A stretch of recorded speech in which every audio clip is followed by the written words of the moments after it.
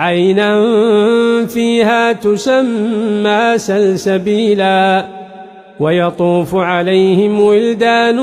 مخلدون إذا رأيتهم حسبتهم لؤلؤا منثورا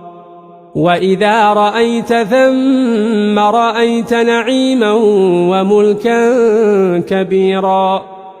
عاليهم ثياب سندس خضر واستبرق